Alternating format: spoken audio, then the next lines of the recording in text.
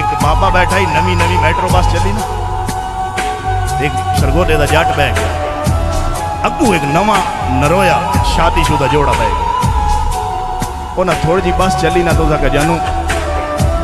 मैं थक चुकी, मैं सदके वजा कि तू थक गई, क्योंकि मेरे सिर में बड़ी पीड़, उस मत्थे नूं चुमे वो सिर की पीड़ लै गई। थोड़ी जी गड्डी और चली ना तो जानू मैं अब बहुत थक, क्योंकि हुण की बने, क्योंकि मेरे हथों में बड़ी, उस हथों में चुमे वो हथों की पीड़ ठीक हो गई। गड्डी थोड़ी जी और अग्गा चली तो जानू अब तो मैं इंतहाई थक चुकी, उसका क्या मरनी साई हुण की बने, सक मेरे पैरों में बड़ी दर्द, उस पैरों में चुमे वो पैरों की पीड़ ठीक हो गई। जट बोल